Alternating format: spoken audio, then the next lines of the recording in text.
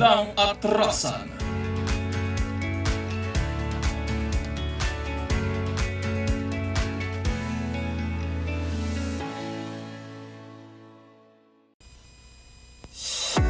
Good news mga kaabante, dahil ang inyong number one tabloid, di lang radyo, TV pa. Mapapanood ang Abante sa Sky Cable Channel 85, Converge, TCL Smart TV, Blast TV, Samsung TV Plus, at mapapakinggan rin kami sa DWAR 1494 Abante Radio. Dahil dito ang best, Abante ang best. Balita, entertainment, sports, tulong. Ang mga opinyon at pananaw sa programang ito ay para sa mga host at guest lamang at hindi sumasalamin sa opinyon at pananaw ng himpilan. Opinyong mahalaga sa bayan. Isyong dapat pag-usapan. Walang atrasan. Mga tao sa likod ng balita, hindi lulubayan para malaman ang katotohanan. Walang atrasan. Kasama si Benji Alejandro. Walang atrasan.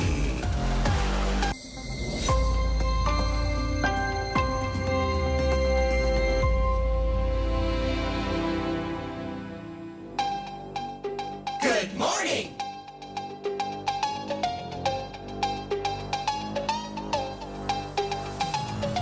Ay magandang umaga po sa ating lahat mga kaabante. Good morning Luzon, Visayas at Mindanao. Thank God it's Monday. Ano po mga kaabante, kumusta ho? Ito po ang unang araw sa linggong ito. Maganda ang panahon at singkad po kagad ang ating mga kababayan. Nasa labas na ho kagad ng lisangan. Ay, ingat lang ho doon sa ating mga kababayan, mga kaabanteng nasa labas na at umaarangkada na po. Ingat. Good morning sa ating mga tropa ho dito naman sa Abante Radio. Ngayon pong umagang ito ng Lunes. Si Seb, good morning. Kay Brian, good morning. Jason, morning. Fred, at sa ating mga tropa dyan sa newsroom, good morning. Tatapos lang ho ni Ginoong Yayamanin, Ronnie Ramos. Ako po naman ang inyong lingkod, Benji Alejandro. Ngayon pong umagang ito ng Lunes. Kabiliso ng oras, meron na ho kagad tayong 36 minutes after 5 in the morning. Morning! Kumusta ho pala ang inyong mga palabigasan? Sana ho naman may laman. Sana po naman kompleto yan. Di ba? Pagkatapos po na tayo ho ano tawag ko doon, pagkatapos po na at mahaba hong mga mahaba hong handaan, mga habang holiday sana po naman ay ayos naman at ang tawag ko doon dire-diretso na ho. Samantala, ang oras po natin, meron na tayong 37 minutes. At tayo po naman, narito ang ating mga headlines. Good morning!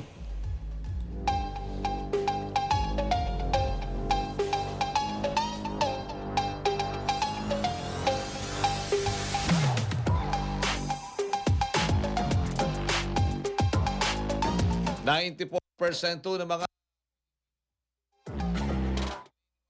94% ng mga Pilipino naniniwalang laganap ang katiwalian sa bansa ayon po naman sa survey.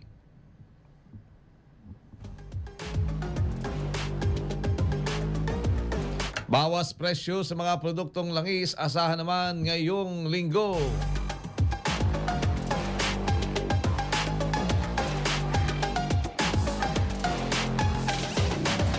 Lagpas sa 9 million ng mga deboto, dumalo naman sa traslasyon ng Jesus Nazareno. Headlines.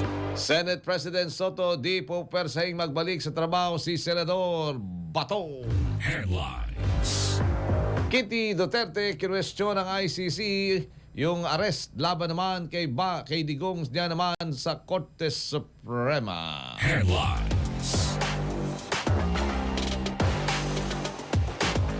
Weather report. At sa atin ho namang ulat panahon, nasa linya po natin si Ginoong o si Kuyang Alzar Aurelio ng Pag-asa. Kuyang Alzar, good morning.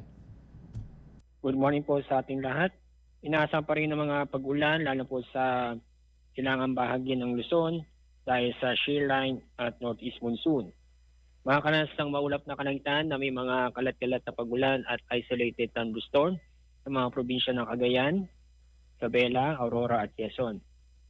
Asahan din ang maulap ng papurin na may mga mahinang pag-uulan dahil mahinang pag-ulan sa Cordillera at sa lalabing bahagi ng Cagayan Valley. Maganda at maliwas sa panahon ang maranasan. May kasama nga isolated na mahinang pag-ulan sa Ilocos Region, lalabing bahagi ng Central Luzon at Metro Manila. Maganda at maliwas sa panahon pa rin sa mga lalabing bahagi ng ating bansa, pero may tsansa pa rin ng mga localized thunderstorm na kadalas nito ay sa hapon o sa gabi. Dahil sa amihan, inaasahan matataas na alon ang sa seaboard ng Northern Luzon at Eastern Seaboard ng Central Luzon. Dahil dito, paalala sa mga kababayan po natin na iwasan o wag muna pumalakad doon dahil sa matataas na alon. Sa mga oras ito ay wala po tayong namomonitor na LPA o bagyo sa loob ng ating Philippine Area of Responsibility at ganoon din sa labas nito. Yan ating update mula sa Pag-asa. Ako po sa Alzar D. Aurelio. Weather update. Thank you kayang Alzar Aurelio ng Pag-asa. Nagatito sa ating oras siyang kagad, mga kabante. Meron na ho tayong 40 minutes makalipas na po ang alas 6 po naman ng alas 4 lang po, alas 5 lang umaga. Saglit lang po. No? Ako na maglalagay ng bed, Seb. Ako na lang maglalagay ng bed, Okay, thank you. Oras, meron na ho tayong 40 minutes after 5 in the morning. Sa maniwala ho kayo at hindi, sa maniwala ho kayo at hindi, ayon ho naman sa survey, ang naniniwala daw ho ang halos lahat ng mga Pilipino na laganap ang katiwalian o korupsyon sa gobyerno.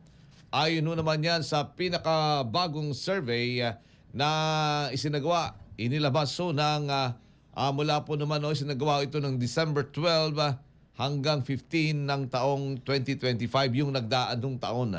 Ito'y meron no mahigit 1,000 mga adult respondent at lumalabas na 94% ng mga naniniwalang talamak ho ang katiwalian at 71% ang nagsasabing ito'y very widespread.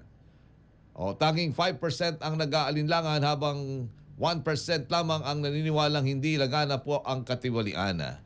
Ayon pa rin sa survey, pinakamadalas ituring na korupsyon na mga Pilipino ang pagbibigay o pagtanggap ng suhol.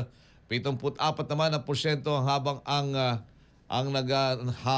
pag-abuso sa pondo ng gobyerno o ang resources sa kumpanya ay 66% at sa pagbibigay o pagtanggap naman ng kickback sa kontrata o serbisyo ay 64%.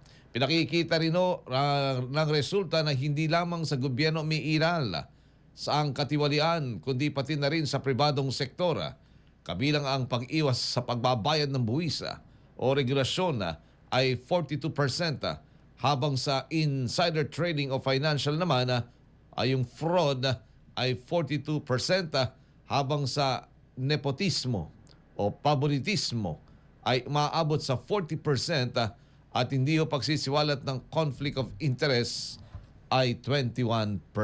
Good morning! Yan ho naman ang detalye ho dyan, sa survey ho na isinagawa ng Pulse Asia noon pong nakaraang taon, nakaraang buwan ho ng Disyembre, kalagitnaan po sa kasagsagan po naman ng pagdiriwang ng pagsalubong ho sa tinatawag ko na Pasko at yung pong bagong taon na December 12 hanggang December 15 at sa lahat ng sektora ng lipunan, hindi lang ho sa gobyerno kundi ganun na rin po naman sa pribadong sektor. Walang atrasan. Oras, meron na ho kagad tayong 43 minutes after 5 in the morning. Baka po kayo may lakad. Baka ho kayo may mga pupuntahan. Galaw-galaw na. Alam niyo naman kapag Lunes sabi nga ng atin ng mga nakatatanda, mahirap na ang malunisan, di ba? At saka paglabas mo ng ating mga tahanan, baka ho kayo may mga naiwanan, mahalaga po yung ngayon may baon na para makatipid-tipid. Di ba? Kailangan meron nung pangsalo, ika nga. Samantala, may nakaumang ho pa lang, ano ba, tutuloy na ho ito o paano pa lang, pahayag? Pero may itinanggi ho naman ng Presidential Press Office o yung Presidential Press under spokesman na si Claire Castro, Yusek Claire Castro, ang mga ulat hinggil sa manoy planong impeachment laban sa Pangulong Ferdinand Marcos Jr. na tinawag niyang unsubstantiated o walang sapat na batayan. Ayon kay Castro, ang naturang usapin ay nagmula lamang sa mga pahayag ng ilang taga-suporta ng isang politiko at hindi naman nakaugat sa mga konkretong ebidensya. Git ng palasyo na nanatiling nakatuon ang Pangulo sa pamamahala at sa pagpapatupad ng kanyang tungkulin na isinasaado naman ng saligang batas o ng konstitusyon. Samantala, kinumpirma naman ni Congressman at Caloocan Representative Eric Egay Erice na may ilang grupo ang lumapit sa kanya upang hikayatin na siyang mag-endurso ng impeachment complaint laban naman sa Pangulo. At ito'y nakabatay daw sa tinatawag na betrayal of public trust. Gayunman, tumanggi si Erice at sinabing hindi siya sasang-ayon sa namang impeachment laban sa Pangulo o sa dating Pangulong Rodrigo Duterte. Dagdag pa niya, alinsunod sa bagong patakaran ng Korte Suprema, kinakailangang dumaan muna sa House Committee on Justice ang anumang reklamong impeachment bago naman ito maisulong sa Kongreso. O yun naman, kinakailangan talagang may mag-endursong isang kongresista. Oo, para lang para maikalendaryo sa komite ng House Committee on Justice. Doon muna yun Yun ang lahat, di ba? Naalala natin yung reklamong impeachment kay Vice President Sara Duterte noong nakaraang taon.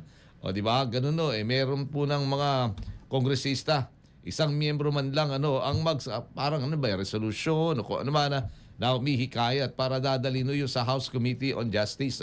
At pagkatapos kung tinanggap ng House Committee on Justice, doon pa lamang malalaman na sa committee yun kung ibabasura o hindi o ikanilang tatanggapin yun para i-endurso sa House sa plenaryo, mga kaabante.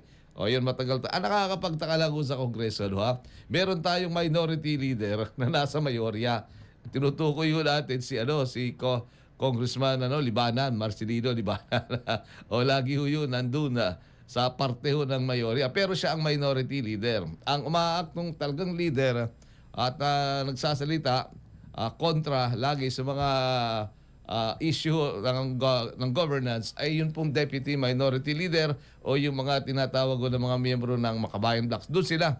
Pero minsan, di ba? Minsan hindi tayo nakarinig ng kontrang pahayag yung mismo sa minority leader. Walang atrasan. Meron na ho tayo kagad 47 minutes after 5 in the morning. Labas muna ho tayo ng himpilan.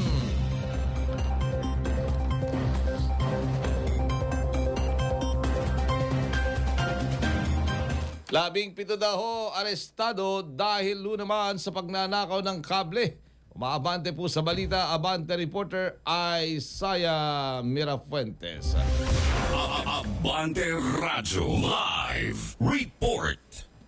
Benji, nasa kote ng pulisya ang abot sa 17 individual dahil sa pagdinakaw ng mga kable sa Alabang Zapote Road sa Las Piñas City.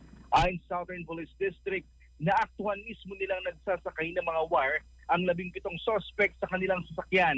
Base sa investigasyon, nakaw ang lahat ng ito at pinuputol ng mga suspect ang kable mula sa mga telecommunication company. Maliban pa dito, ginagamit ito ng mga naaresto sa pag-wiretap o illegal na pagkakabit ng linya para sa mga internet o kable ng TV. Nakuha mula sa kanilang nasa 150 meters ng underground cable na tinatayang aabot sa mahigit 555,000 pesos ang halaga. Maharap ang mga suspect sa kasong theft at paglabag sa Republic Act 10515 o Anti-Television and Cable Internet Tapping Act. Ako. Isaiah, ang Yes, tawag pwede. dyan, yan lagi nang nangyayari, no? Pagka wala, yung bang, saan niya, binebenta ba nila yan? Mhm. Eh, Ben, Kaya tatanong ko, dahil dapat din yung binebenta niyan. Managot kasi kung hindi yan magnanakaw ang mga yan, kung wala silang pagbabagsakan. Benji, base sa investigasyon ng Southern Police District, sinasabi nila na itong mga ninanakaw nilang kable mula sa mga telecommunication company ay ginagamit din itong mga suspect upang magkabit naman ng mga illegal na koneksyon ng internet at cable ng TV. Kumbaga, gumagawa rin sila ng kinakabit din nila to sa mga ibang mga bahay para makakuha rin sila ng serbisyo nitong mga cable services. Paso maliban sa sila'y kumukuha ng mga ganyang ng kable, parang nag-aalok din sila ng serbisyo ng mga ng mga internet ba yan o kung kawad man ng kuryente, gano'n, yun ang kanilang anong tawag diyan, modus. Oo, tama ka dyan, Benji. Kung papansin mo, kung may napansin ka na online, yung mga nagbebenta ng mga internet connection o TV cable services na mas mababa ang presyo, ito yun sila. Bali, kaya dinagdag sa kanila ng SPD ang kaso ng wiretapping dahil illegal din nila itong ginagamit upang makakuha ng illegal din na internet services ang ilan nating mga kababayan. Eh baka yan din yung mga siguro tinitingnan na rin ng mga awtoridad diyan kasi alam mo dahil sa mga subcontracting na ganyan minsan na tatawag ka sa isang telco company, magpapaserbisyo ka, pero minsan may darating diyan yung mga service diyan, yung kanilang sasakyan, hindi yung telco company, kundi para mga subcon, mga ganyan.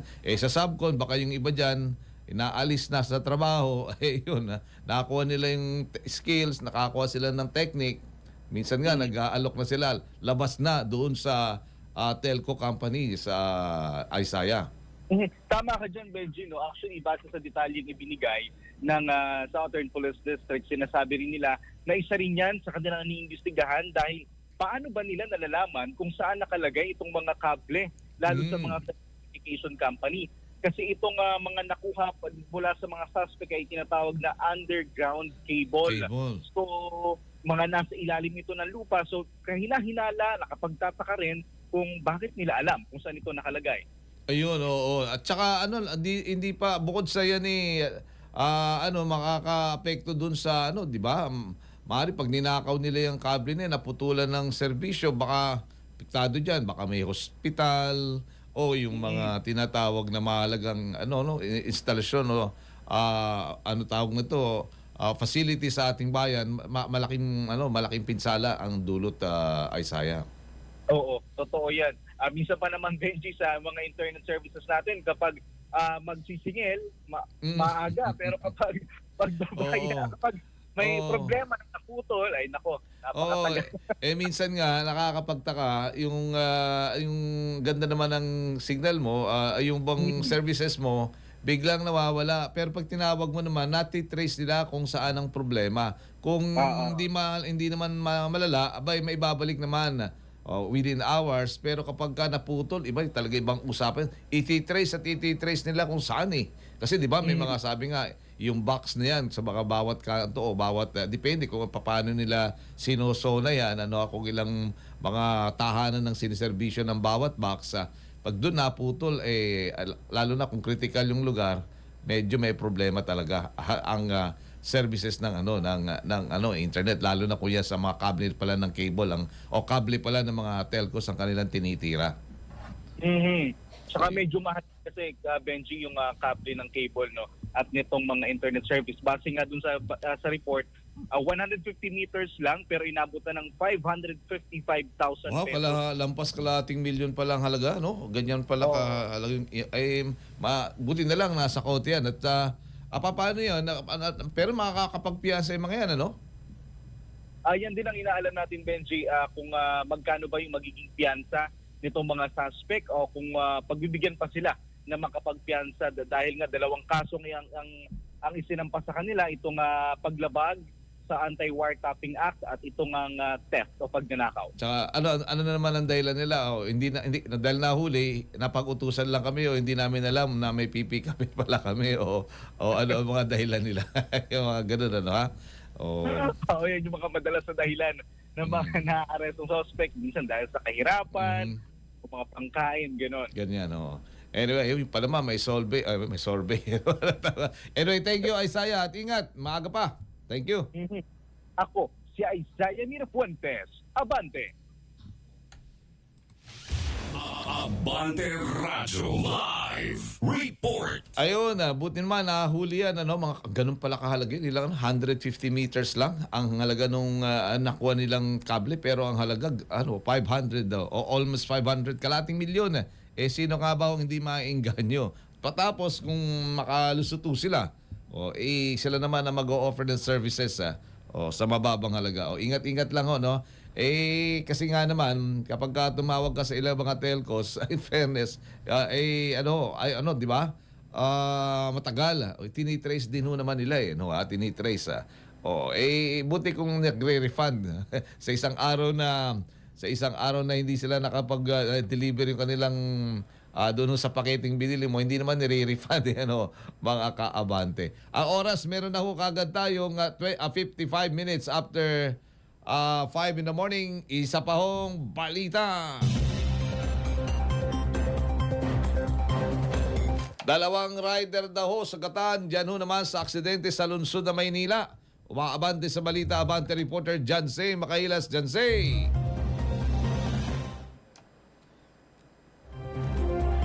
Nirespondihan ng mga kawani ng Manila Disaster Risk Reduction and Management Office ang isang aksidente sangkot ang dalawang motorsiklo sa Maynila. Nangyari ang aksidente sa Quirino Corner, Anakbayan, Malate, Maynila. Kwento ng mga saksi, patawid ang 53 taong gulang na rider sa Anakbayan Street nang sumulpot ang big bike na minamaneho ng 35 taong gulang na rider na mabilis umano ang patakbo at patungo naman sa Quirino Avenue. Nagtamo ang mga rider ng minor injury, bahagya naman bumigat ang daloy ng trapiko sa lugar dahil sa nangyaring aksidente. Paalala naman ng mga otoridad na maging maingat sa pagmamaneho upang makaiwas sa aksidente. Ako si Janze Makahilas, Abante! Abante Radyo Live Report. Thank you, Jansay. Meron na ho kagad tayong 56 minutes after 5 in the morning. Naku, ingat po talaga. Mahirap po ang mga aksidente, mga kaabante, dahil hindi mo alam ang resulta niyan. Baka maging dahilan para maging, di ba, permanent disabled ka na. Di ba? Ang hirap po naman kapag ikaw ay disabled na. Yan malimit yung marinig sa inyong lingkod. Talagang napakahirap po. Hindi pa rin PWD friendly o hindi pa rin disabled friendly ang atin namang bansa, di ba? O pala yung mga access nga para sa mga senior citizen, yung po mga access para sa mga anong tawag doon, naka-wheelchair o kaya mga meron pong walking aid, ganyan, yung tungkod, ba ay hindi po. Mismo na lang din ang ating LRT, di ba? At MRT, hanggang ngayon malaking issue po yan di ba? Yung iba po natin mga establishmento, talagang walang madadaanan. Kung meron man, di ba, sa mga lansangan, mga bangke-bangketa, may hinaharangan, meron pong obstruction, mayroong sagabal. Kung hindi ho yan pinaparadahan, meron ho doon tinatawag na mga pwesto, mga nagtitinda. Baliwala ho sa kanila yun. Pagka nagsabi ka pa, baka ikaw mapahamak pa o baka madagdagan ng pagiging mo, mabaldado. Ganun ho talaga. Kaya ingat-ingat lang ho mga kaabante. Meron na ho kagad tayong 58 minutes. Makalipas na ho ang alas 5 ng umaga. Meron palang malaki ang rollback. Malaki yan ba rollback ko yung sabi parang kabalintonan, kung kailan nangyari yung sa Venezuela, wala pa hindi pa epekto yun At saka yung crudo ho doon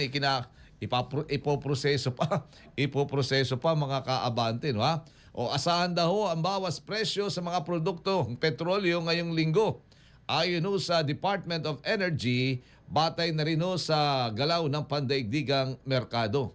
Ayon sa DOE, ang diesel ay maaaring magkaroon ng rollback mula 10 hanggang 30 centavos kada litro at inaasahan din naman na ang gasolina ay maaari din manatili sa parehong presyo o kaya naman magbawas ng hanggang 20 centavos kada litro. Habang ang kerosene ay posibleng bumaba rin ng hanggang 20 sentimos kada litro. Ayon sa DOE, ang pagbawas sa presyo ng mga produktong petrolyo ay may kaugnayan sa malaking bentahan ng langis. Aba, nagbenta na pa. Venezuela na pala ito na nagdulot daw ng oversupply sa pandaigdigang pamilyan ay yan daw ay maaaring humina rin ng mga presyo. Ang opisyal na pag-anunsyo sa final price adjustment ay inaasahan daw lalabas ngayong Lunes at karaniwang ipinatutupad tuwing araw ng Martes. Good morning! Oras, meron na ho tayong 59 minutes. Makalipas na ho ang alas 5 ho ng umaga. Magbabalik po kami. Saglit na saglit po lamang. Walang atrasan.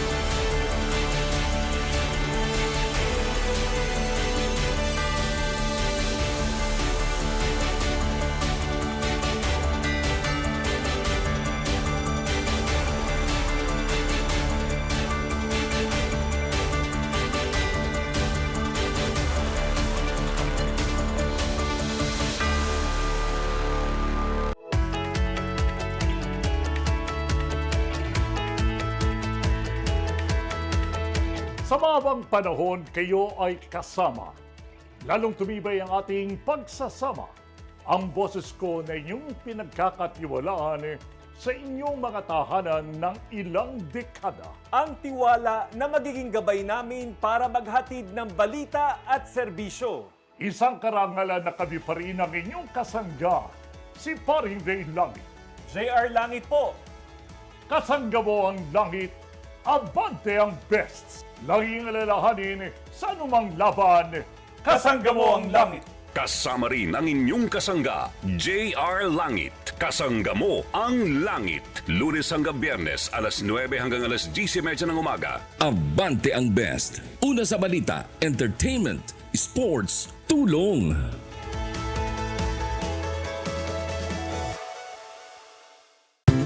Pistang puno ng kulay, saya at tradisyong kakaiba.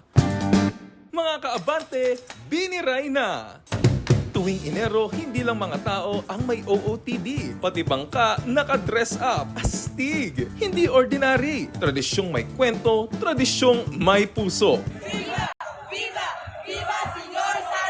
Buhay ang kalye at ang entablado hanggang sa baybayin ng karagatan. May kantahan, may sayawan. Isang makulay na pista ng pananampalataya, pasasalamat at gabay sa bawat Romblomanon. Kaya sa saya tradisyong tunay na atin, dito sa Romblon, di ka mabibitin. Sa puso ng bayan, iisa ang sigaw ng madla. Hala sige, piniray na! Kaabante, anong gusto mo pang malaman?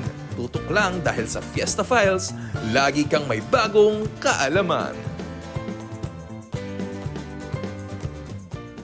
Mga kababayan, sunod-sunod po ang mga kalamidad na ating nararanasan. Lindol, bagyo, at mga pagguho ng lupa na hindi natin inaasahan. Kasabay pa nito ang mga isyu ng korupsyon sa mga flood control projects at iba pang pagnanakaw sa pondo ng bayan. Sa gitna ng lahat ng ito, hinihikayat po namin ang bawat Pilipino na magkaisa sa panalangin. Idulog natin sa may kapal na tayo ay punuin ng lakas at tatag ng kalooban upang malampasan ang mga pagsubok na ating pinagdaraanan at ang mga maaari pang dumating. Naway maging gabay at kalasag natin ang pag-iingat ng ating manlilikha upang sa kabila ng unos, manatili tayong ligtas, nagkakaisa at may pag-asa.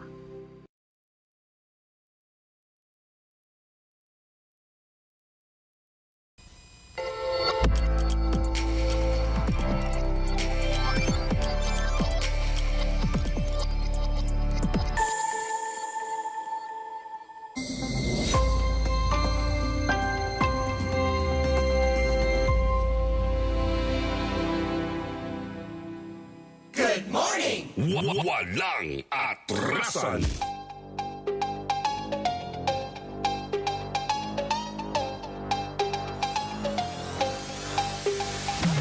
Ay, balik na ho tayo sa ating paglilingkod. Meron na ho kagad tayong 4 minutes after 6 in the morning. Alas 6 na ho ng umaga. Ano ho tayo? Pasok. May pasok ko. Anong tawag doon? Si Presidente natuloy na ba? Nasa Abu Dhabi. 2 araw ba? Ilang araw na biyahe po yun. Working visit po naman ang kanyang misyon at nandun nga po siya sa Abu Dhabi para ho naman ugnayan, kamayan, makipaguntahan sa Filipino community at sa mga OFW natin nando doon. Siyempre maraming mga OFW tayo nando doon sa United Arab Emirates para ho naman alamin ang kanila hong sitwasyon at kasama na rin siyempre mga pamumuhunan palagi. 2 araw lang ho naman at pagkatapos balik na rin uli ang presidente.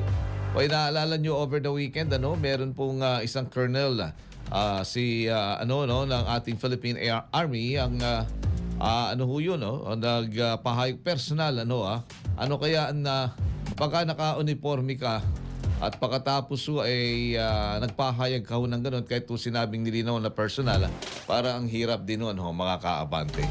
Anyway, nakabalik na daw sa kanyang mother unit at iniimbestigahan na. At kauna-unang nabalita na aktibo yun at hindi retired mga kaabante. Itong si Colonel Odi Mongawa. Si Colonel Odi Mongawa. Yan naman lumigwak. Pong over the week gagawin niya sanang Biyernes yun, kaya lang natabo na ng kapistahan yung translasyon naman ng itim naman na nasa reunion. At grabe ho pala itong anong tawag ho ito dito sa translasyon ito, record breaking mga kaabante sapagkat lampas 30 oras. Ngayon naman lampas din sa 9 milyong mga deboto ang lumahok sa translasyon ng Jesus Nazareno. Ayon ho yan sa Manila Disaster Risk Reduction and Management Office yung MDRRMO.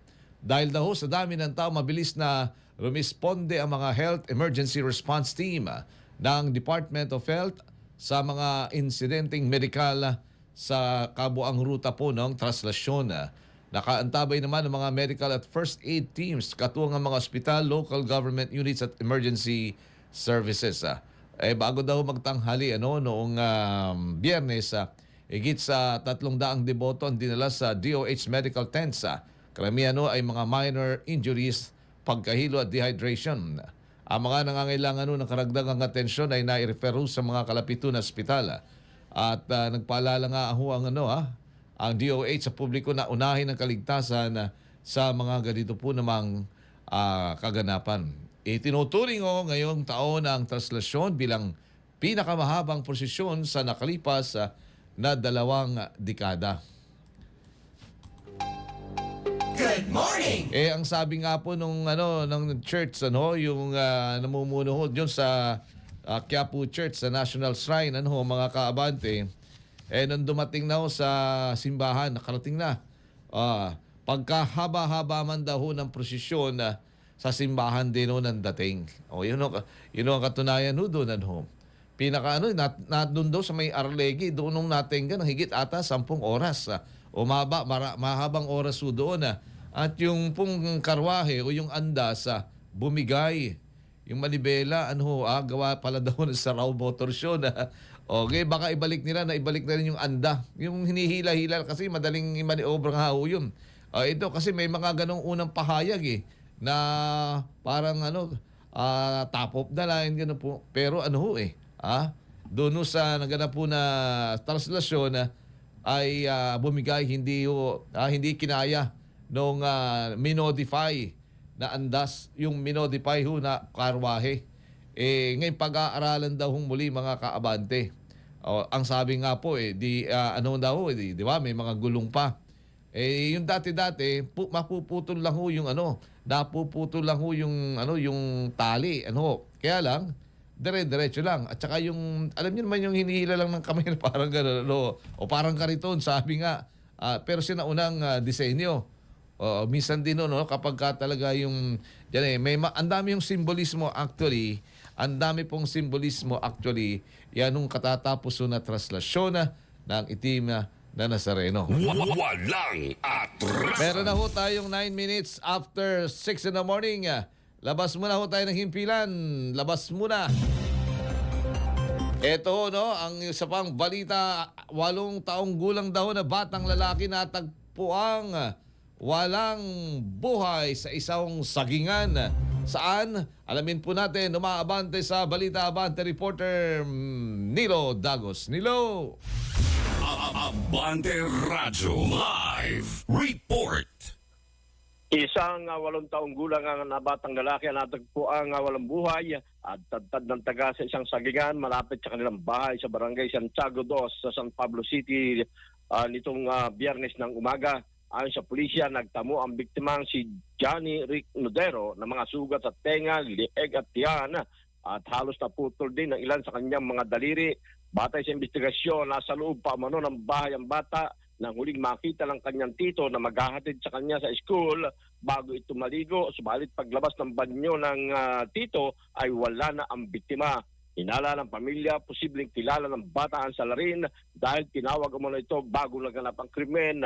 Mayroon ng mga tinututukan ng person of interest ang mga otoridad, ngunit hindi pa ito pinangalanan habang patuloy pa ang investigasyon. Samantala, hustisya ang hinihingi ng pamilya ng biktima at nag-alok na rin ang barangay ng 50,000 pesos na pabuya para sa ikadarakit ng salarin at nagbigay pa ng karagdagang 50,000 si Congressman Loreto Amante para sa agaran ding ikalulutas ng nasabing kaso. Nilo. Anong tawag niya? Sobra namang galit yung sa bata na yun at bakit namang paslit yun? Hindi makakalaban yun.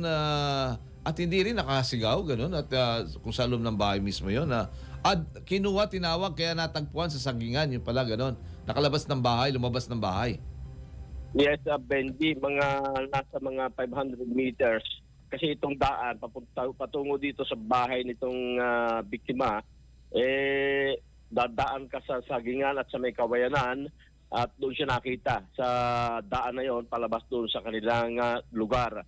At yun ang ipinagtataka nitong pamilya kung bakit ganun kabrutal itong ginawa sa walang kalaban-laban na bata. At ang isang tinitingnan dito ng mga pulis, itong mga sinasabing mga gumagamit ng bawal na gamot dyan sa nasabing barangay na kilala sa isa sa napakaraming barangay sa San Pablo City na talamak ang paggamit ng illegal na gamot.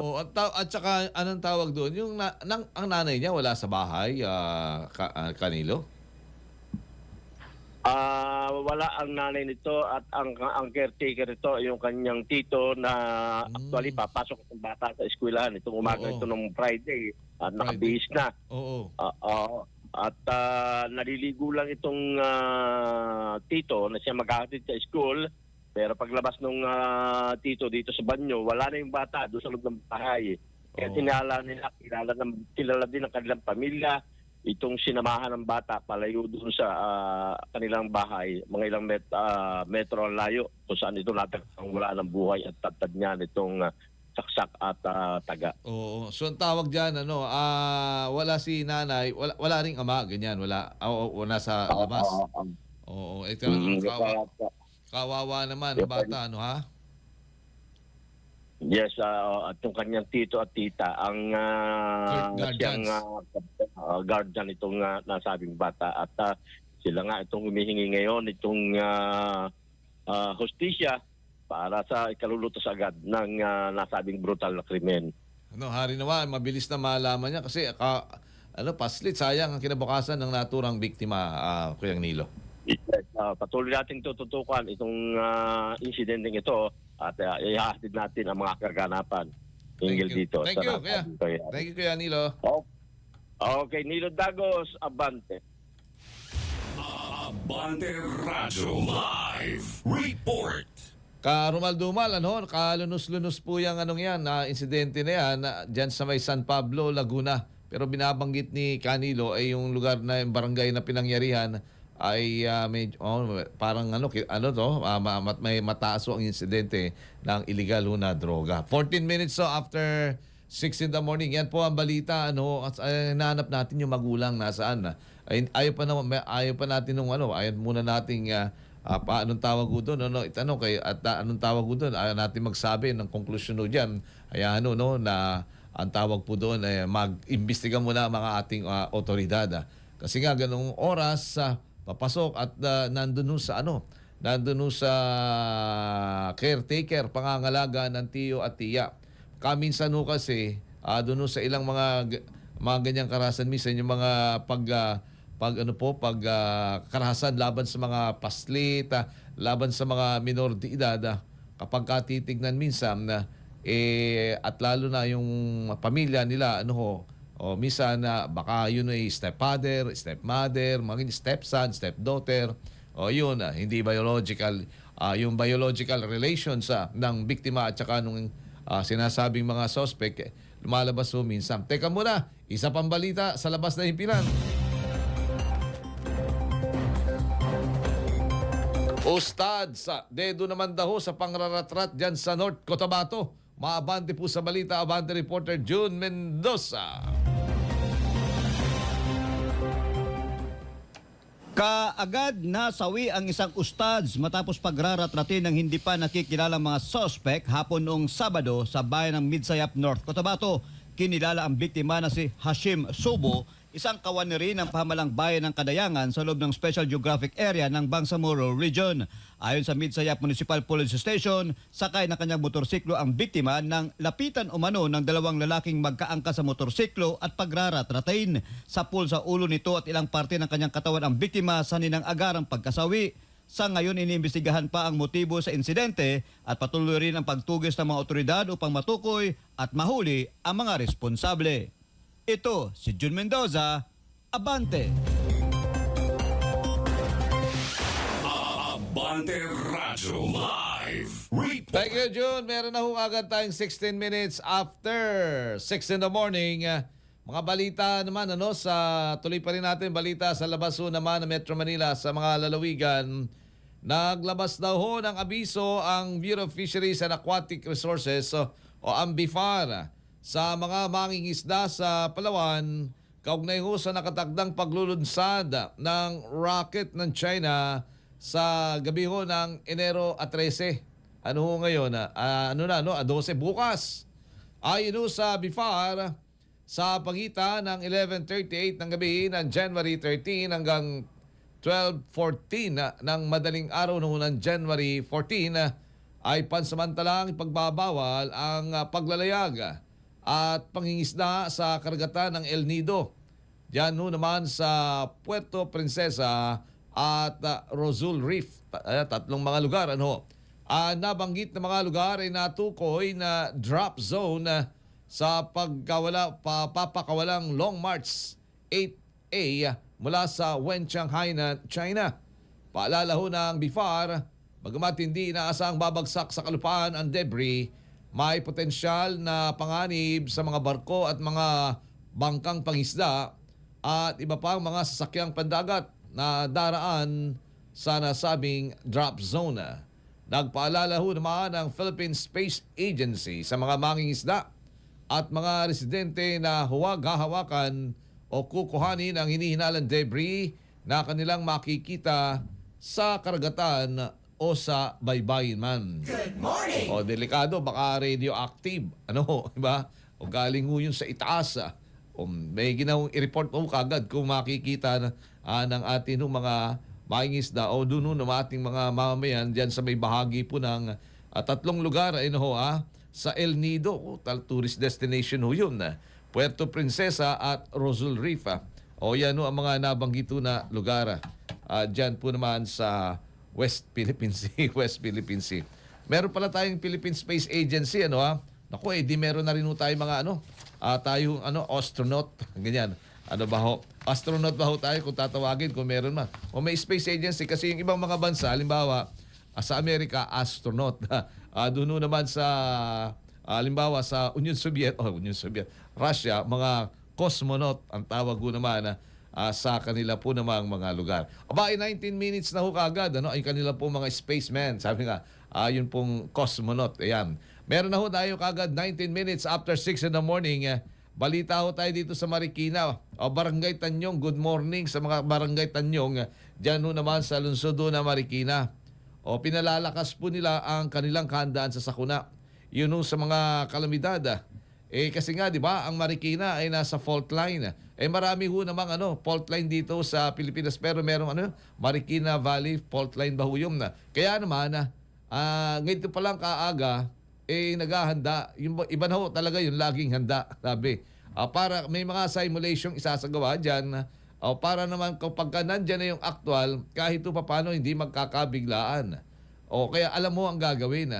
Kaysa ho yung nabigla ka na nga, hindi mo pa alam. Hindi naman kasi natin alam kung kailan nangyayari yun sa kuna, di ba?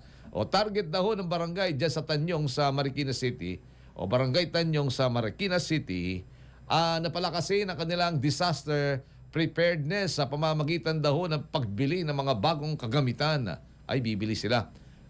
Natutugon sa anumang sakunang maaring tumama sa lungsod. Ayon kay Barangay Tanyong Chairman Danny Del Castillo, inaprobahan na ng 2026 barangay budget ng maabot sa 22 million para ho naman pondohan ang mga proyektong pangkaligtasan. May pera ang barangay, unang bibili ng barangay ang isang fire truck at mga kinakailangang fire equipment bilang agarang tugon sa mga insidente ng sunog. Kasunod naman ang planong bili ng isang ambulance vehicle upang mapahusay ang serbisyong medikal sa oras ng emergency. Malakihan niya may tutulong ng mga kagamitang ito upang maging epektibo maging epektibo ang kanilang mga first responder ng barangay sa oras ng sakuna o kalamidad o anumang pangangailangan. Nauna ring bumuo ang barangay na mga volunteers bilang paghahanda sa posibleng paggalaw ng damigwan na maaari ho namang makaapekto sa Marikina. Lalo na dyan sa Barangay Tanyong, yung Provident Village sa isang lugar na matindi yung binha noong bagyong Ondoy. Dahil upang higit pang mapaigting ang kanilang kahandaan sa anumang magaganap po na sakuna. Good morning! Ay, ang dito, word bibili. May pambili. Paano yung ibang mga barangay na walang pambili? Ayan. Alam natin na may mga naririnig ho tayong mga transport vehicle, mga ganyan. Yung pong namimigay ho ng fire truck. Sino ba hawak dyan? DILG. Speaking of dyan sa Bureau of Fire. Bisita ho dito sa meron, speaking of Bureau of Fire. Bumisita laman ho ng balita ho yun dahil na di ba naging guest ho ng Billionaire Channel, isa sa mga programa ho ng Billionaire Channel, si DILG Secretary John Vic Remulla. Doon po naman sa tinatawag ho na Politico Talks. Yun anong tawag ho doon? Parang nagkaroon pa ng medyo, anong tawag ko doon, medyo meron pang kantsawan ho doon si Rufa at si John Vic. Sabi nga, anong pwedeng itawag ko sa iyo? Pwede ba love na lang o sweetheart? Ang dami yung kinilig ho doon. Pero yun, sideline lang ho yun mga kaabante. Pero doon sa programang yun, sinabi ni Secretary John Vic na meron po palang anong tawag ho doon? Kickback? Good morning! Ibinunyago ng Department of Interior and Local Government Secretary John Vic Remulla kaugnay ho sa 30 million na kickback scheme. Ayan, survey pa lang ho yun. Bungad natin survey, di ba? Katiwalian. Ito naman sa Department of Interior and Local Government, Bureau of Fire Protection. Ayon sa kalihim, meron 30 million kickback. Dalawang mataas na opisyal daw ho ng Bureau of Fire Protection ang nasa sangkot sa irregularidad sa pagbili ho naman ng mga fire extinguisher para ho sa isang condominium project. Dahil dito agad daw tinanggal sa pwesto habang patuloy ho naman ang investigasyon. Tinukoy ho ni Remulla ang matagal nang umiiral na ganitong gawain sa ahensya. Kabilang ang pagbebenta ng mga gamit na sa 3 beses na mas mataas sa presyo at sa pilitang pagpili ng partikular na kontraktor para ho naman sa mga sprinkler systems. Bilang tugon, ipatutupado ng DILG ang paggamit daw ng body cameras ng mga fire safety inspector pang masubaybayan ang kanilang operasyon at maiwasan ang mga pag-aabuso na nagre-resulta sa katiwalian. Yun. Yan ho naman ay laging kwento na, di ba? Sa mga, may mga nag-aalok sa bawat fire extinguisher kung ano man. Kung yan ho mga pag hindi na pag hindi na pirmahan ni inspector yan ni Bureau of Fire officer na kung nakakasako po doon, hindi kompleto. Magkakaroon ng problema ang construction, madi-delay di ba? Syempre, kapag nagkaroon na ho sila ng usapan, ayun nakita na. Sino kaya ho yung dalawang kilalanin nyo na? Secretary John Vic Total, kayo naman ho ang hepe, no, ang nakakaalam at kayo na rin ho naman ang nagbunyag. Kickback ho yan. Yun pa lang, survey ho yun. Survey po ng ating survey po yun ng Pulse Asia, December 12 to 15. Katiwalian, ayan, siya naglalabas at sa Bureau of Fire Protection ho naman yan. Ano para ho doon sa iba pang mga ahensya ho ng ating pamahalaan? Isang trahedya pala nangyari ho doon, sa Cebu naman, kawawa ho naman ang ating mga kababayan sa Cebu, yun din isa pa rin. Pinagpapaliwanag na rin doon yung Department of Environment and Natural Resources, yun pong EMB at saka yung bakit daw nagkaroon ng activity doon sa mga watershed. Ayun na naman, katiwalian na naman din yung mga kaabante. May 25 minutes na pala tayo kagad, makalipas na ang alas 6 ng umaga. Labas muna ho tayo ng himpilan na 476,000 halaga daw ng tobats. Nakumpiska ho naman dyan sa drug operation sa Bulacan. Maabante ho sa balita, Abante reporter Johnny Reblando. Johnny! Abante Radyo Live Report. Timbog ang isang drug suspect sa ikinasang bypass operation ng mga tauhan ng Bulacan Police Provincial Office sa Barangay Graceville, San Jose del Monte, Bulacan. Sa ulat ni Police Lieutenant Colonel Rayson Bagain, Hepe na Chief of Police ng San Jose del Monte City, Bulacan City Police Station, isinagawa ang bypass operation ng City Drug Enforcement Unit at nasakote ang isang high-value individual at nakuha sa pag-iingat nito ang 3 piraso ng heat-shield transparent plastic chassis ng naglalaman ng hinihinalang 2 bats na nagkakahalaga ng 476,000 pesos at mark money. Ang suspect ay nasa kustodiya na ng pulisya at naharap sa kasong paglabag sa Section 5 at 11 Article 2 ng Republic Act 9165. Johnny Reblando. Johnny! Abante. Yes, Kumusta dyan ang panahon sa Central Luzon matapos ang Kapaskuhan at Bagong Taon at ang translasyon? Nakaw, nararamdaman pa rin Abanting Benji yung malamig na klima sa madaling araw at hanggang ngayon. Sa katanghalian naman, medyo makulimlim, hindi ganong alinsangan ang panahon. Ay, kahit papaano, makakapaghanda naman dyan yung ating mga kababayan. May giniyang medyo malamig kaysa yung nag-uulan. O kaya naman di ba? Hindi tayo makakilos kahit papaano. Yan makukuha, exercise lang, galaw-galaw. Oo, pero may time na may time na kung minsan nagkakaroon ng pag-ambon yun lang. Hindi naman madalas, kaya lang mayroon yung bigla kung minsan umaaraw, biglang kukulimlim. Kailan ka ba huling na malengke? Nitong kahapon lang. Ayos naman ang presyo. Medyo mataas talaga yung presyo ng gulay, saka yung mga mga isda. Sa edad natin yan ang mga paborito mo di ba? Isda at gulay. Oo, lalo na yung mga dininding dito, yung mga yung mga pangdininding mahal. Di ba yun, konti-konti lang pero hindi katulad ng presyo ng dati. Ibig mo sabihin. Oo. Pero mahal na rin Abanting Benji. Alright. Di katulad dati ng mga panahon na medyo mata-mata pa tayo talang kung minsan hinihingi nga lang sa kapitbahay yan Oo nga. Yun na nga, tatanong ko, pitas-pitas lang ngayon, hindi na. Sisigawan ka na. Hoy! Kung gusto mo ng gulay, magtanim ka. kahit na nga yung talbos ng kamote, Pag Alright. madalang nagkaranga makakita eh. Oo. Anyway, thank you. At ingat, Johnny. Okay, back to you, Kabanting Benji. At nagatito sa ating oras yan, 29 minutes na kagad, makalipas na ang alas 6 ng umaga oras. Hatid ho naman sa inyo ng Pagcor. Panatilihing masaya ang paglilibang. Magtakda ng oras at limitahan ang gastos sa paglalaro. Huwag magsugal kung nalulungkot. Huwag hayaang makasira ng buhay at pamilya.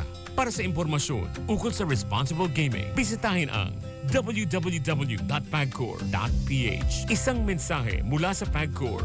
Gambling is for 21 years old and above only. Gambling can be addictive. Know when to stop. Upang supuin ang lumalalang kaso ng illegal na online gaming sa bansa at protektahan ang mga manlalaro laban dito, inilunsad ng Philippine Amusement and Gaming Corporation of Pagcor ang Pagcor Guarantee website. Maaari pong i-check ng publiko sa nasabing website kung lisensyado at lehitimo ang isang online gaming site bago maglaro magbayad. Regular pong ina-update ang website at may direktang link ang mga ito sa mga lisensyadong gaming platform. Ayon kay Pagcor Chairman and CEO Alejandro Tenco, matutulungan ang publiko na makaiwas sa panlilinlang habang pinoprotekta ng kanilang karapatan bilang manlalaro. Paalala pa ni Chairman Tenco na maging mapanuri sa bawat online gaming activity na sasalihan sapagkat dumarami ang mga reklamo hinggil sa illegal na gaming site na hindi nagbabayad ng panalo. Para sa karagdagang impormasyon, bisitahin ang www.pagcor.ph/Pagcor Guarantee. Good morning! Oras, meron na ho tayo kagad 30 minutes after 6 in the morning at ang oras din pong yan, hatid ho sa inyo naman ng Meralco. Walang atrasan. Babalik ko kami saglit na saglit po lamang. Good morning!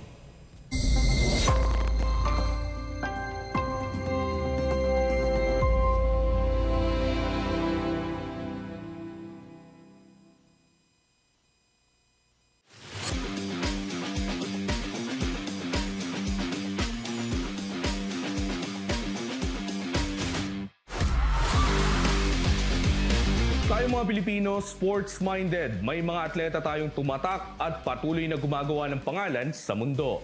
Manny Pacquiao, Carlos Yulo, Alex Yala, bukod pa ang talaga namang pakitang gilas ng mga basketballista, volleyball players at iba pang atleta ng bansa. Assist, rebound, foul at spike. Ilan lang yan sa mga hit na salita sa mga balitang sports. Hayaan niyong dalhin namin kayo sa mundo ng pampalakasan. Dito lamang sa Sports Now. Ako si Zeus Valdez.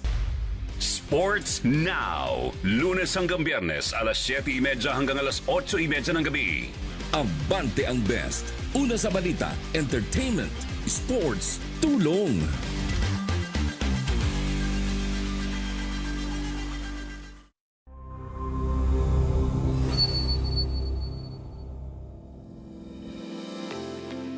Ang lungsod ng Bishkek ay kabisera ng Kyrgyzstan na isang bansang napapaligiran ng mga kabundukan at matatagpuan sa Central Asia. Kahanga-hanga ang mga natural na tanawin sa lungsod ng Bishkek, lalo na kapag panahon ng taglagas. Ang panahon ng taglagas ay karaniwang pumapatak sa mga buwan ng Setyembre at Oktubre. Ang panahong taglagas ay maituturing na perpektong panahon para sa pagbisita sa lungsod dahil sa banayad nitong klima. Kakaibang tanawin na masasaksihan kapag nagpalit na ng kulay ang paligid. Mula sa luntiang mga puno, unti-unting nagbabagong anyo ang paligid tungo sa mga ginintoang tuyong dahon. Ang mga kilalang pasyalan tulad ng Panfilov Park at Oak Park ay dinarayo dahil tanaw mula rito ang mga kabundukan na nakapalibot sa lungsod.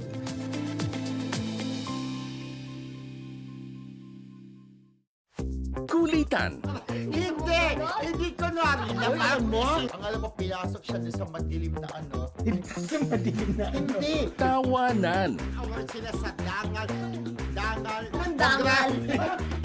Sa medyo baka sa... At walang humpay na tsikahan. Yes! Inulan ng indiga ang nag-report. Julia Barreto, ang balita po na Miss Grand International nina Atisa Manalo. Dito lang yan sa Marisol Academy. Lunes hanggang Biyernes, alas 4 hanggang alas 5 ng hapon. Dito lang sa Abante.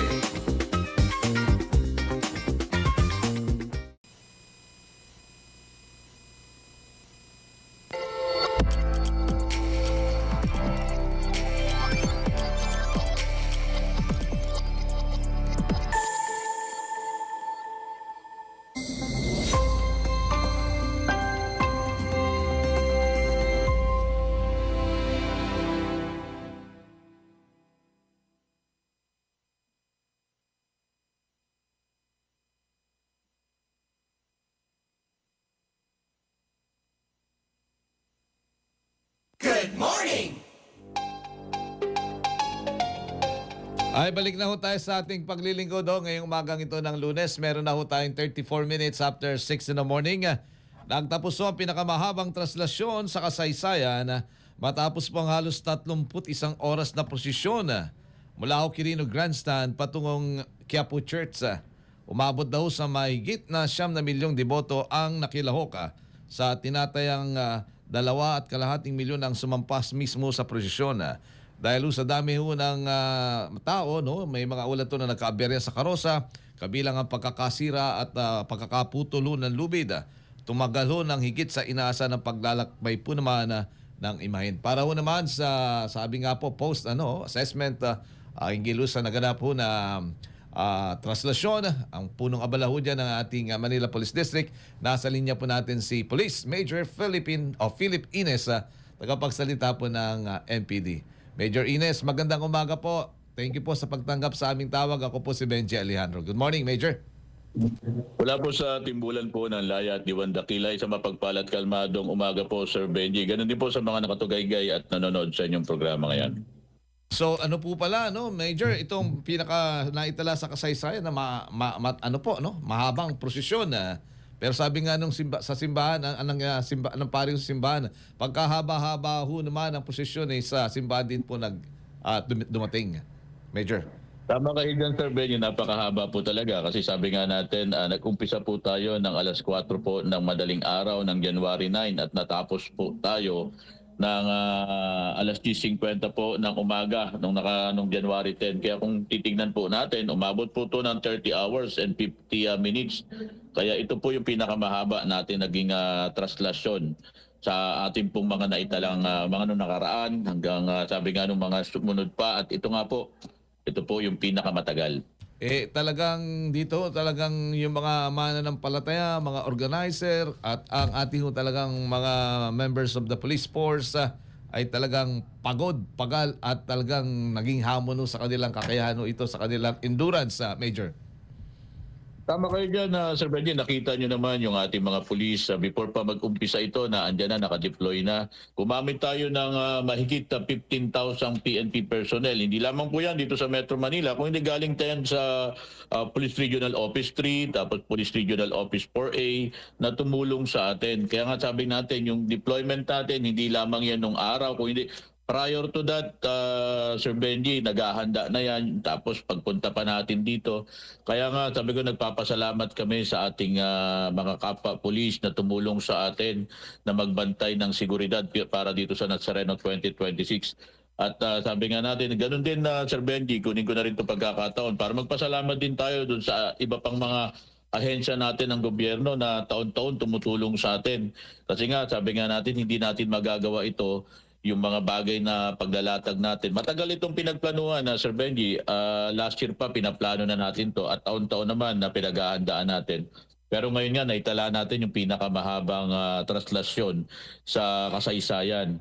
Opo. At ganun pa man, naitawid natin ng sabi niya ng banal at maayos. Wala namang kaganapan na pagdating sa seguridad ang pumukaw sa ating kamalayan. Oo nga po. Yan nga talagang sabi nga ang congratulations ay nasa lahat po, no, lalo na sa ating kapulisan na nagmaintain ng kaayusan, at talagang ang sabi nga po nabanggit nyo, Major, yung mga paghahanda dito sa katatapos na traslasyon na ito.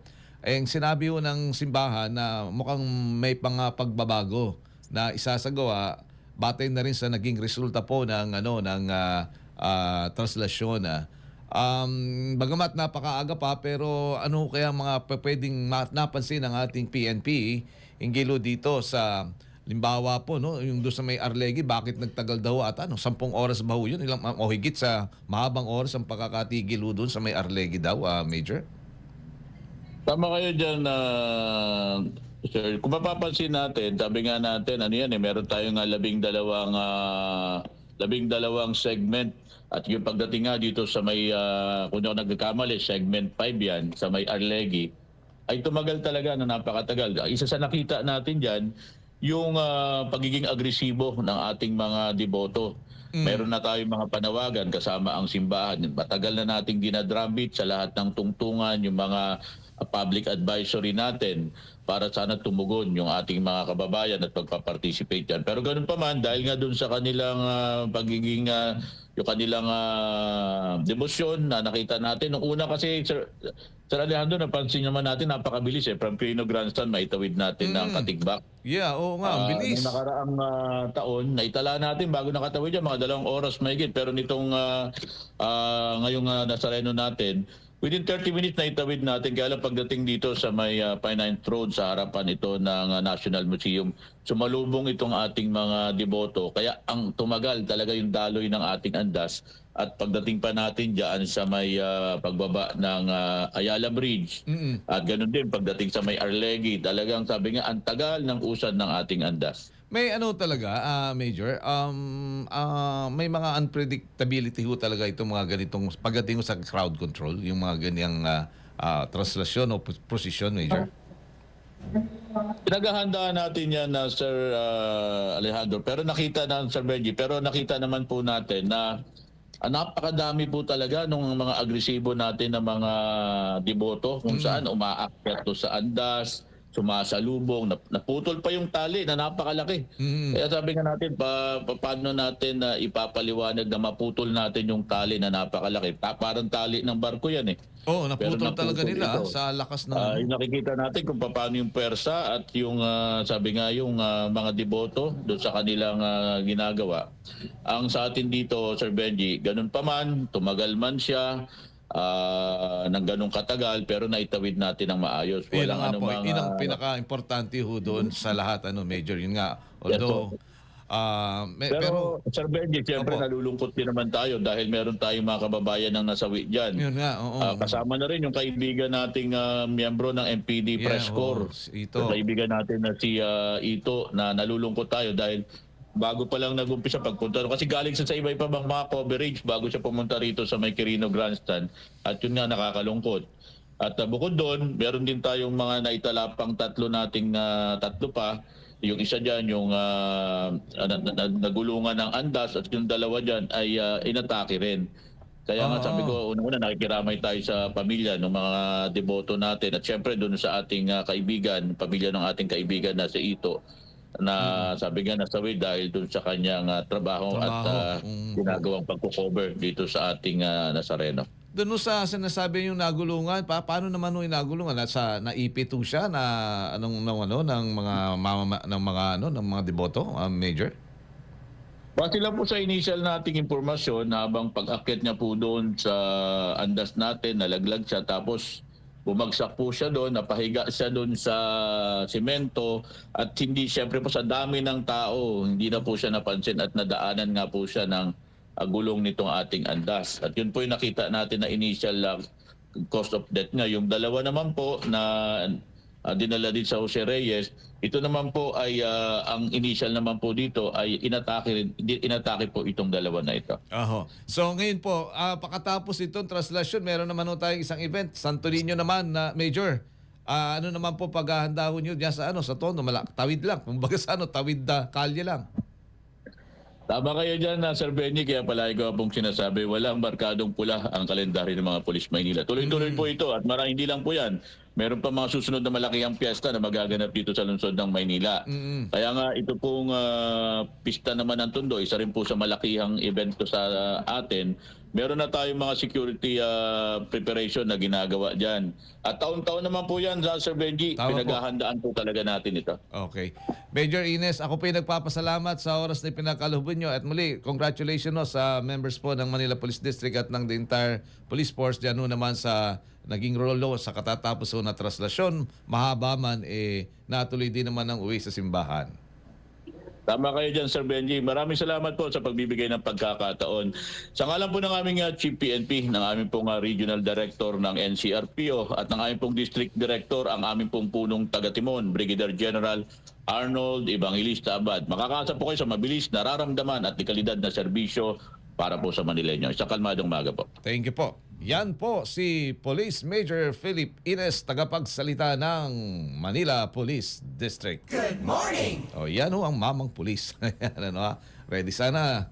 Ganyan lang ating lahat ng tagapagsalita. Ang galing. Tsaka ang command niya sa salitang Pilipino. Napaka isa pong kalmadong umaga, kalma lang ho tayo, kalma. Sabi nga po lagi pa yan. Mula ho yan sa ating Manila's finest. Ayan ng Manila Police District. Walang atrasan.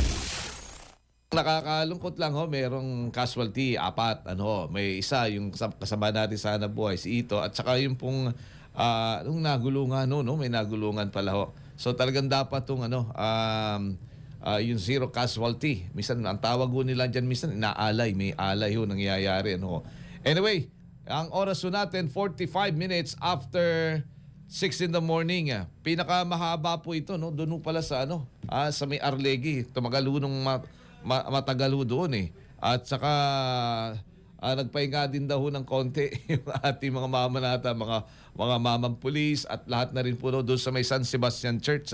Madaan ho kasi doon. Andun din ho yung isang yung dungaw, nakikita si Mama Mary at saka ito po namang yung kanyang son, si ang itim na Nazareno. Ang oras ho natin, 45 minutes after 6 in the morning. Labas muna po tayo ng himpilan. Bangkay daw po ng isang lalaki lumutang sa ilog. Diyan naman sa Cotabato. Mabante po sa balita, Abante reporter June Mendoza. Wala ng buhay ng ma-recover ng mga otoridad ang isang lalaki na natagpo ang panutang-lutang sa Malasila River sa bayan ng Tulunan, Cotabato, Sabado ng umaga. Kinilala ang biktima na si Edgar Nocelias Solangon, residente ng Purok 3B na nasabing barangay. Ayon kay Barangay Chairman Erwin Batulo, bandang alas 6:15 ng umaga nang mamataan umano ng mga residente ang bangkay sa gitna ng ilog. Napag-alaman na huling nakitang buhay ng kanyang pamilya ang biktima noong madaling araw ng Enero 9 kung saan napansin umano itong balisa. Agad namang rumisponde ang mga tauhan ng MDRRMO upang makuha ang labi ng biktima mula sa ilog. Sa inisyal na pagsusuri ng tulunan PNP, wala naman nakitang anumang senyales ng foul play sa katawan ng biktima, bagaman patuloy pa ang kalang malalimang investigasyon upang matukoy ang totoong sinapit nito. Ito si June Mendoza, Abante. Abante Radyo Live Report. Oras, meron na ho tayong 47 minutes after 6 in the morning. Ang school bullying ay nananatili pa rin pong malaking hamon sa ating Department of Education at sa ating mga educators. Kaya naman ang Department of Education ay naglaan ang gobyerno ay naglaan ng 100 million pesos para ho sa pagpapatupad ng Kaagapay Program, Anti-Bullying Program. Isa raw ho itong pambansang inisyatiba laban sa bullying o pambubrusko at para na rin sa pagpapalakas ng values formation sa mga paaralan. Values formation ho ng mga mag-aaral. Ayon sa DepEd Memorandum number 2 na inilabas noong Enero 9 nung nakaraang Biyernes, lain ho ng programa na tulungan ng mga guro, magulang at komunidad na maiwasan at matugunan ang mga kaso ng pambubuli habang itinataguyod doon naman ang ligtas at inklusibong kapaligiran sa pag-aaral. Kasama daw sa programa ang integrasyon ng Good Manners and Right Conduct, GMRC. Ayun, nawala na nga ho yan Values, Education at Homeroom Guidance sa K-12 curriculum. Binigyan din ng DepEd na mahalaga ang pakikipagtulungan ng mga magulang at tagapag-alaga bilang katuwang ng mga guro sa paghubog sa asal, literacy at numeracy ng mga kabataan na mga mag-aaral. Sa hakbang sa pamamagitan daw ng pondong ito, inaasang mas magiging epektibo ang mga hakbang upang mapangalagaan ang kapakanan ng mga mag-aaral at mapalakas ang kanilang tiwala sa kanilang mga sarili. Good morning! 100 million po ang inilaan dyan para ho sa bullying na minsan talagang nagresulta ng kamatayan ng mga mag-aaral. O meron pang isang problema din, malaking issue sa Department of Education na yung observation ba yun na isang teacher ang medyo na doon, di ba, na disgrasya at binabantayan parang nape-pressure ho talaga yung mga yung habang nagtuturo ka, inoobserbahan ka O yun, sinabi naman ng pamunuan ng DepEd, hindi dapat maging gano'n Dapat ay ma-encourage pa. Kaya mukhang mga pagbabago. Ang oras po natin, 49 minutes after 6 in the morning. At ang oras pong yan, hatid sa inyo ng Pagcor. Panatilihing masaya ang paglilibang. Magtakda ng oras at limitahan ang gastos sa paglalaro. Huwag magsugal kung nalulungkot. Huwag hayaang makasira ng buhay at pamilya. Para sa impormasyon ukol sa responsible gaming, bisitahin ang www.pagcor.ph. Isang mensahe mula sa Pagcor. Gambling is for 21 years old and above only. Gambling can be addictive. Know when to stop. Upang sugpuin ang lumalalang kaso ng illegal na online gaming sa bansa at protektahan ng mga manlalaro laban dito, inilunsad ng Philippine Amusement and Gaming Corporation of Pagcor ang Pagcor Guarantee website. Maaari pong i-check ng publiko ang nasabing website kung lisensyado at lehitimo ang isang online gaming site bago maglaro o magbayad.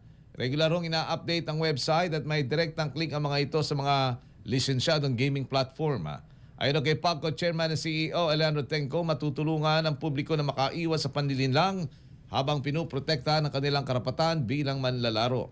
Paalala po ni Chairman Tenco na maging mapanuri sa bawat online gaming activity na sasalihan sapagkat dumarami ho mga reklamo hinggil sa illegal na gaming sites na hindi nagbabayad ng panalo. Para po sa karagdagang impormasyon, bisitahin ang www.pagcor.ph/Pagcor Guarantee. Good morning! Oras, meron na ho tayong 51 minutes after 6 in the morning at ang oras din pong yan natido naman sa inyo ng Meralco.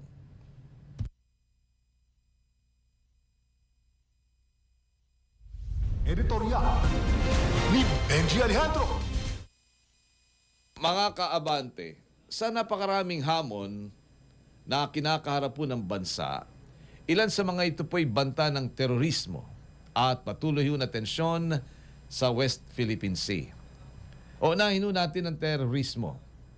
Kamakailan lumabas sa investigasyon na ang mga suspect sa Bondi Beach Resort attack dyan sa Australia dumaan daw sa Davao City. Hindi malinaw kung ano ang pakay nila rito, ngunit ang kanilang mahabang pananatili at pagbisita sa ilang institusyong Islamiko ay nagduluto ng matinding tanong. Kung totoo man na may koneksyon sila sa ideolohiya o ideology ng Islamic State, abay dapat tayong mag-ingat. Totoo, bumaba na ang ranking ng Pilipinas sa Global Terrorism Index. Ayon nga po yan kay Professor Romel Banlawi, matapos na ipasa ang anti-terrorism law noong 2020. Ngunit, hindi ibig sabihin nun ito'y tapos na ang laban. Ang Marawi Siege noong 2017 ay paalala na ang banta ay lagi pong naririyan. Ngayon naman dito sa issue ng West Philippine Sea, kamakailan naman tumulong ang China Coast Guard sa isang mangingisdang Pilipino na nasa panganib. Sa halip po na makita ito bilang positibong hakbang, agad itong binansagang propaganda. Dito naman lumalabas ang malaking problema, ang trust deficit sa pagitan ng Pilipinas at China. Totoo, may dahilan tayong magduda dahil sa water cannoning, dangerous maneuvers at iba pang mga agresibong aktibidad ng China.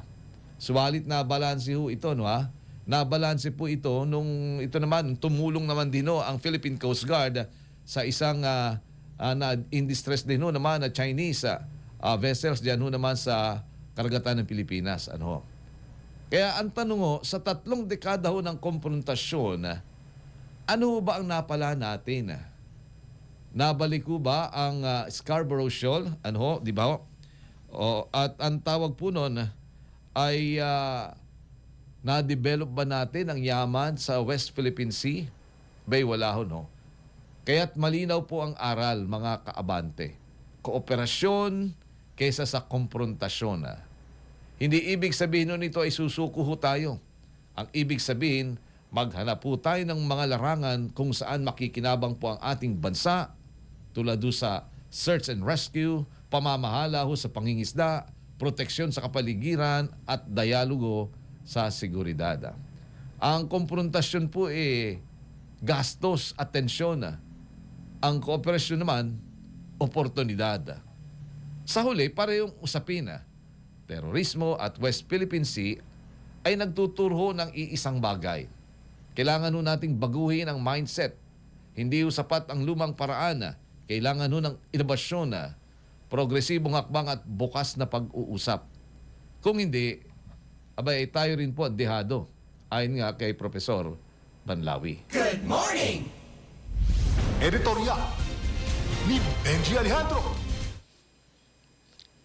Meron na po tayong 54 minutes after 6 in the morning. Antabayan na naman ang sunod na palatuntunan, Abante sa umaga. Susunod na ho mga ka-Abante. Thank you, Seb. Thank you, Brian. At thank you po naman kay Jason at Fred. Sino si Joseph? Joseph. At ganoon din ho naman kay Tere at sa ating mga kasamahan ho naman sa newsroom. Kita-kita po tayong muli sa araw ng bukas sa tulong at awa ng Poong May Kapal. Good morning, mahal kong Alain. I love you. Good morning!